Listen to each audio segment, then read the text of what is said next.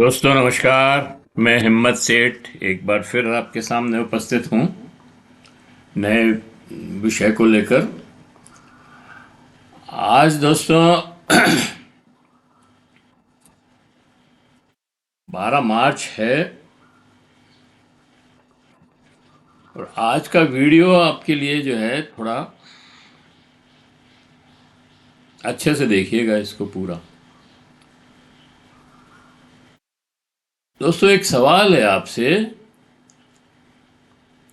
कि क्या आपने आज़ाद भारत में जब से देश स्वतंत्र हुआ है या उसके पहले भी आपने किसी ऐसे राजनेता आप किसी ऐसे राजनेता को जानते हैं जिसे गांव के लोग लोक देवता की तरह पूजते हैं? जी हाँ, लोक देवता की तरह पूजते हैं। जैसे भैरू जी, हनुमान जी और दूसरे देवताओं को पूजते हैं, उस तरह से राजनेता को, पॉलिटिकल वर्कर, सांसद था, उसको पूजते हैं। तो क्या आप जानते हैं किसी को?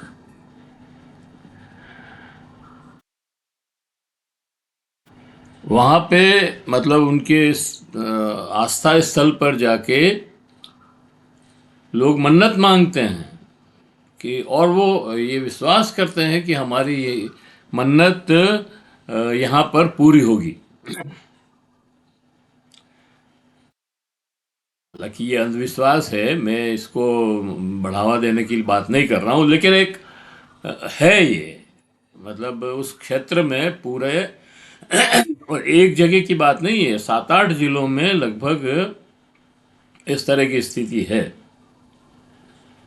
और आपको ये भी जानकर आश्चर्य होगा कि उस क्षेत्र में उस लोक देवता के 250 मंदिर बने हुए हैं और मंदिरों की तादाद बढ़ती ही जा रही है। मतलब एक राजनेता जिसके 250 मंदिर हैं, यहाँ तो मेरे को लगता है कि महात्मा गांधी जिन्होंने देश को आज़ाद कराया और सर्वमान्य नेता है, उसके भी मंदिर नहीं होंगे इतने। कहीं होंगे 1-2, 10-20, या उनकी मूर्तियां लगी हुई है तो पूरे विश्व में उनकी मूर्तियां लगी हुई है और स्मारक बने हुए हैं तो वो 108-110 स्मारक पूरे विश्व में है। पर यहाँ 7-8 जिलों में 250 मंदिर हैं और मंदिर बनते जा रहे हैं और वहाँ पे उन मंदिरों में नियमित पूजा पाठ होता है और लोग वहाँ पर पहुँचते हैं।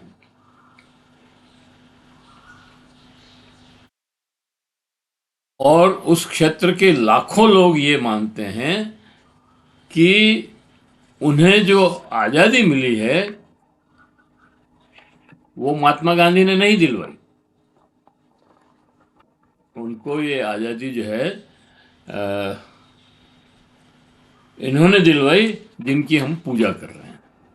मतलब आप समझिए कि लाखों लोग, मतलब 7-8 जिले के आदिवासी लोग हैं वो, हालांकि सब आदिवासी क्षेत्र है। हम दोस्तों बात कर रहे हैं सांसद मामा बालेश्वर दयाल जी की। सांसद मतलब पूर्व सांसद थे वो और लोक देवता के रूप में वो जाने जाते हैं वहाँ पे, और उनके 250 मंदिर बने हुए हैं। और आपको ये आश्चर्य होगा कि उनकी मृत्यु को 27-28 साल हो गए, लेकिन आज भी 3 दशक बाद भी उनकी समाधि पर बड़ा मेला लगता है, जैसे लोक देवताओं का मेला लगता है। हजारों की भीड़ इकट्ठी होती है वहाँ पर। वो वहाँ उनके भोजन भोजन की भी व्यवस्था होती है, सारे प्रसाद प्रसाद ले जाते हैं। तो क्या क्या बच्चे, क्या औरतें, क्या पुरुष, क्या युवा, क्या युवतियाँ, सारे के सारे लोग गाँव से, अलग अलग गाँव से निकल करके 4-4, 5-5 दिन पहले निकल जाते हैं। 25 तारीख रात तक वो पहुंचते हैं। 26 तारीख को वहाँ पर उनकी पुण्यतिथि है, तो 25 तारीख रात को वहाँ पे बड़ा जश्न होता है एक तरह से। और बावनिया में जहाँ उनका आश्रम था, वहाँ पर वो ये सारा कार्यक्रम होता है। मतलब एक बहुत ही आश्चर्यजनक बात है। मैंने तो अभी तक किसी राजनेता का इस तरह का मामला नहीं देखा। मैं खुद गया था वहाँ बावनिया और देख के आया कि उनकी समाधि पर किस तरह से लोग एकत्रित होते हैं। मामा, सच यही है कि इंदौर, धार, झाबुआ, रतलाम, बांसवाड़ा, डूंगरपुर के भील आदिवासी मामा बालेश्वर दयाल को ही उनकी आज़ादी का कारण मानते हैं, और ये सही भी है। मामा जी ने बहुत ही महत्वपूर्ण भूमिका कार्य किए थे, क्योंकि दरअसल में वहाँ पर जो मतलब सभी जगह वैसे तो जो अंग्रेज़ों से जो लड़ाई थी वो एक अलग तरह की लड़ाई थी, लेकिन वहाँ के सामंतों की जो दादागिरी थी लोगों के ऊपर, उससे मुक्ति दिलाना बहुत ज़रूरी था, और उसमें मामा जी का ही सबसे बड़ा योगदान था। तो इसलिए वहाँ पर मामा बालेश्वर दयाल को इस तरह से पूजा जाता है।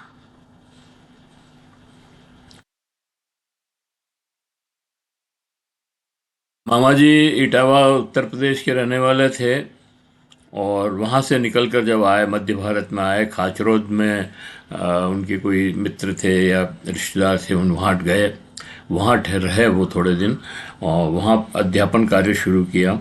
और बाद में वो चंद्रशेखर आज़ाद के की माँ से मिलने उसके भावरा गांव चले गए, और वहीं पे जो है झाबुआ में ही वो रहने लगे।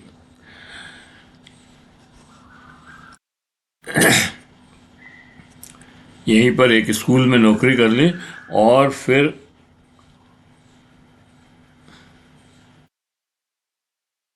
यहाँ शायद थानला गांव में उन्होंने नौकरी की थी, एक टीचर बन गए थे वो, और फिर वहाँ पे लोगों की मदद करने लगे।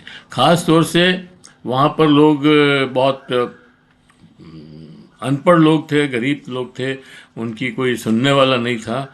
तो वो एक महिला की, पुरुष की किसी की हत्या हो गई, तो उसकी तरफ से एक अर्जी सरकार को लगानी थी, तो वो अर्जी उन्होंने लिख कर दी, जो सरकार में लगाई। तो उससे क्या हुआ कि वहाँ का राजा जो है नाराज हो गया, और उनको गिरफ्तार करने के आदेश दे दिए। तो मामा जी को गिरफ्तार कर लिया गया, और इस तरह से मतलब वो 5-6 बार गिरफ्तार हुए अर्जी लिखने के आरोप में। 15-20 दिन जेल में रहते, फिर उनको छोड़ देते, फिर वो नौकरी करने लगते। नौकरी से हटा भी दिया कई बार उनको, लेकिन फिर वो वहाँ पर जो है वापस नौकरी करने लगते, और वो अर्जियाँ लिखना और लोगों को सहूलियत देना उनका एक रूटीन का काम हो गया। तो शायद फिर उनको वहाँ से तड़ी पार कर दिया था, तो वो फिर बावनिया आ गए। बावनिया में मामा जी ने अपना आश्रम बनाया, और एक स्कूल की स्थापना की, डूंगर विद्यापीठ स्कूल, और उसमें 15 बच्चों को उन्होंने एडमिशन किया, और 15 बच्चों में कुछ बच्चियां भी थी, कुछ बच्चे थे, और इस तरह से उन्होंने उनको अपने साथ रख कर के ट्रेन किया, मतलब पढ़ाया लिखाया, ट्रेनिंग दी, और केवल अक्षर ज्ञान नहीं कराया उनको, केवल एकेडमिक एजुकेशन नहीं दी, उनको पॉलिटिकल एजुकेशन भी थी। कैसे लोगों से मिलना चाहिए, कैसे व्यवहार करना चाहिए, कैसे लोगों के साथ बातचीत करनी चाहिए, उनकी सेवा करनी चाहिए, उनकी समस्याएं हल करनी चाहिए। ये सारी बातें उन 15 बच्चों को इन्होंने सिखाया। जनसंपर्क कैसे करते हैं, और सवाल कैसे उठाते हैं, सरकार के सामने अपनी बात कैसे रखते हैं, ये सारी चीज़ें उन्होंने उनको सिखाई। फिर ये 15 बच्चे जब तैयार हो गए तो उन्होंने आसपास के जिलों के गांवों में को स्कूल खोले, और स्कूलों का उन जहाँ जहाँ स्कूल खोले वहाँ मामा जी इन 15 बच्चों के साथ गए और वहाँ प्रचार किया, और फिर इन बच्चों को ही वहाँ स्कूल का टीचर लगा दिया। तो मामा जी के ये ट्रेंड टीचर वहाँ पर दूसरे लोगों को पढ़ाने लगे, और पढ़ाई के साथ साथ वही पॉलिटिकल जो मामा जी ने सिखाया, राजनीति करना, कैसे राजनीति करते हैं, वो भी सिखाने लगे। तो वहाँ पर एक बहुत बड़ा संगठन बन गया, और वो जो है मामा जी ने मतलब उन 15 ही जनों ने मामा जी की अलख जगाई, शिक्षा की अलख जगाई, और सांसद, विधायक, प्रधान, ये 15 ही बच्चे ये सब बने। कोई सांसद बन गया, कोई विधायक बन गया, कोई प्रधान बन गया। इस तरह से उन्होंने शिक्षा का प्रचार प्रसार भी किया और व्यवस्था बदलने के लिए अपने लोगों को तैयार भी किया। मामा जी ने शिक्षा के साथ साथ उस क्षेत्र में एक बड़ी समस्या, मामा जी ने केवल शिक्षा ही नहीं दी, मतलब उन्होंने साथ साथ जो है एक वहाँ पर बेगार प्रथा चलती थी। हालांकि बेगार प्रथा मेरे समझ सभी जगह थी। सामंत लोग जो है अकाल के दिनों में जब भूखे मर रहे होते हैं लोग, तो उनसे काम तो लेते थे लेकिन उनको पैसा नहीं देते थे, और उसके बजाय उनको खाना खिला देते थे। खाली खाना खिला करके पूरे दिन काम लेते थे। तो ये एक तरह की जाति थी।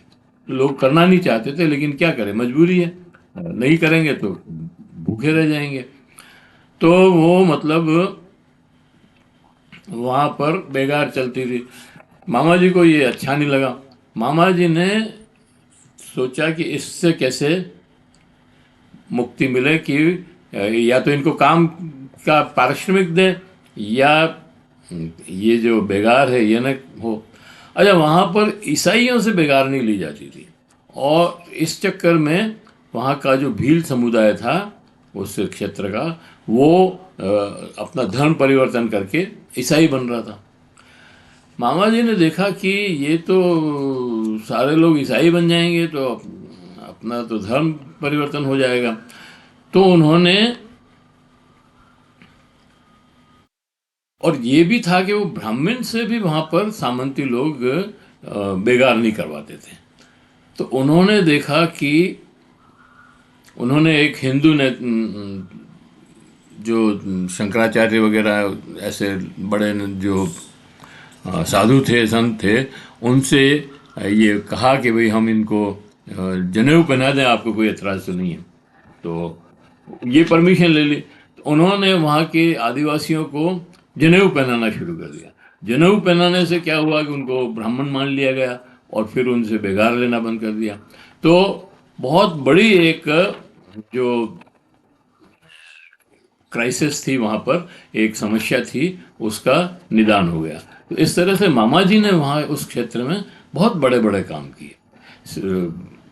ऐसे ही उन्होंने शराबबंदी के लिए जो है अभियान चलाया, और नशाबंदी का, और उन्होंने उस वहाँ के लोगों को, वहाँ उनके जो छात्र थे उनको भी और दूसरे लोगों को भी नशा मुक्त करने का के लिए बहुत बड़ा आंदोलन किया।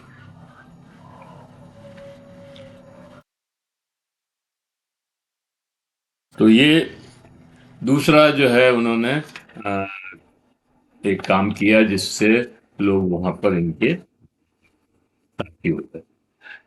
और शराब से मतलब लोग बहुत परेशान थे, महिलाएं खास तौर से, कि आदमी तो शराब पीकर आ जाता है और महिलाएं क्या करें। महिलाओं की तो परेशानी है, मकान घर नहीं चलता, सारा पैसा तो शराब में चला जाता है। तो उन्होंने वहाँ पर शराबबंदी की, तो उससे महिलाएं खुश हो गई, वो मामा जी के साथ हो गई। और वहाँ का जो शराब बंद होने से वहाँ पर लोगों की भी बेबुद्धि बढ़ी। लेकिन इससे क्या हुआ कि मामा जी से वहाँ का शराब माफिया नाराज हो गया, और ये जो क्रिश्चियंस थे ये भी नाराज हो गए, क्योंकि बिल जो है अब कन्वर्ट नहीं हो रहे हैं और इनका जो है शराब भी नहीं बिक रहा है। तो उन लोगों ने मामा जी के खिलाफ बड़ा षड्यंत्र किया। अब मामा जी का जो असर है वो इतना बढ़ गया कि 1952 के चुनाव में झाबुआ में कुल 5 सीटें या 6 सीटें थी विधायक विधानसभा की, और सब के सब मामा जी के कैंडिडेट उम्मीदवार जीते। और मामा जी उसके पहले समाजवादी पार्टी में शामिल हो चुके थे।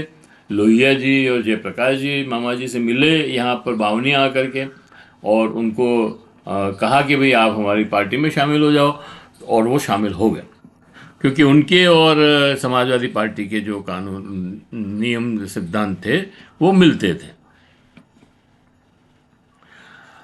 और मुझे एक और जमुना देवी जो सबसे पहली विधायक थी, जो स्त्री महिला विधायक थी, वो भी मामा जी के क्षेत्र वहीं से 1952 में चुनी गई, और बाद में वो उप मुख्यमंत्री भी बनी। मामा जी का बांसवाड़ा से भी एक महिला जो है एमएलए बनी थी। मामा जी का दबदबा इतना था उस क्षेत्र में कि जब हरदेव जोशी मुख्यमंत्री थे, तब बांसवाड़ा क्षेत्र में हरदेव जोशी मुख्यमंत्री रहते हुए चुनाव हुए, तो बांसवाड़ा सीट से तो हरदेव जोशी ने बचा लिया, लेकिन 4 जो दूसरी सीटें थी उस पे मामा जी के आदमी ही जीते। तो ये स्थिति थी वहाँ पर, इतना मतलब उनका दबदबा था कि मुख्यमंत्री तक उस सीट को बचाने में बहुत मुश्किल से ही सफल हो सका, और बाकी सीटें तो उनको हारनी ही पड़ी। मामा जी का हमारा भी साथ रहा। 2-3 बार हम उनके साथ, एक बार तो मैंने इंटरव्यू भी किया उनका, काफ़ी लंबा इंटरव्यू है, मैं कभी उसके ऊपर भी चर्चा करूँगा। और मामा जी ने 89 में जो चुनाव हुए थे, हीरा भाई जब दूसरी बार सांसद बने थे, तब वो भी प्रचार में आए थे, और हम भी उनकी मीटिंगों में साथ थे, और हमने वहाँ मंच शेयर भी किया था। डूंगरपुर में हम प्रचार कर रहे थे, तो मामा जी भी डूंगरपुर में थे। उसके पहले हम एक हिंद मजदूर किसान पंचायत का सम्मेलन था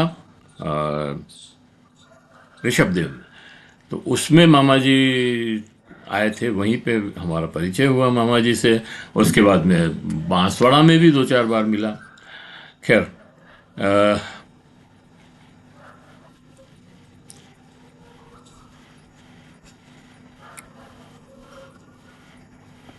मामा जी का एक अनूठा तरीका था। जब भी वो बड़े सम्मेलन करते थे तो वो न्यूनतम खर्चे में करते थे। उनका वो कहीं से पैसे नहीं, मतलब यूँ चंदा वंदा करके बहुत ज़्यादा तामझाम इकट्ठा नहीं करते थे। वो उनके यहाँ जो लोग आते थे उस सम्मेलन में भाग लेने, वो जो आदिवासी क्षेत्र के लोग जो आते थे, वो अपने घर से आटा और दाल लेकर के आते थे, और 1-1 रुपया और एक नारियल वहाँ पर भेंट करते थे। तो 1 रुपया और नारियल जो है वो, उससे वो मिर्च मसाला जो भी चाहिए होता था, और घी तेल जो भी चाहिए होता था वो खरीद लेते थे, और दाल और बाटी बनाते थे। तो बाकी सारी बातें वहाँ पर होती थी। और ये भी लोकतांत्रिक तरीके से जो हम कहते हैं कि पार्टी में इनर डेमोक्रेसी होनी चाहिए, उसका एक उदाहरण जो है मामा जी के यहाँ के क्षेत्र में देखने को मिलता है कि जब भी चुनाव होते थे उसके पहले मामा जी सारे लोगों के एक सम्मेलन बुलाते थे और उसमें तय करते थे, लोग अपना प्रस्ताव रखते थे कि इस बार इस आदमी को एमएलए बनाया जाए, विधायक के लिए खड़ा किया जाए इस क्षेत्र से, या सांसद बनाया जाए, या प्रधान बनाया जाए, या पंच सरपंच के लिए खड़े किए जाएं। तो वो वहाँ के लोग खुद प्रस्ताव करते थे और उस पर समर्थन करते थे और फिर आम सहमति से उसको बनाया जाता था। तो ये एक इनर डेमोक्रेसी का जो सवाल है वो उस क्षेत्र में तो था, बाकी जगह तो ठीक है। मामा जी के इन सम्मेलनों में बड़े बड़े नेता मधु लिमय, जॉर्ज फर्नांडिस, मधु दंडवते तो जब मंत्री थे तब वहाँ गए, सुरेंद्र मोहन, शरद यादव, ऐसे बड़े बड़े लोग भी उस सम्मेलन में बावनिया मामा जी के वहाँ जाते थे। बावनिया के अलावा भी उन्होंने बहुत सारे क्षेत्रों में सम्मेलन करते थे, लेकिन ये बावनिया की बात बता रहा हूँ। यूं मामा जी इटावा के रहने वाले थे। उनके पिता जो है एक अध्यापक थे, प्रधान अध्यापक थे, और उनका बचपन गांव में ही बीता। वहाँ पढ़ाई वढ़ाई भी वहीं हुई। फिर हाई स्कूल, इंटर में वो इटावा के इंटर कॉलेज में एडमिशन लिया था उन्होंने हायर एजुकेशन के लिए।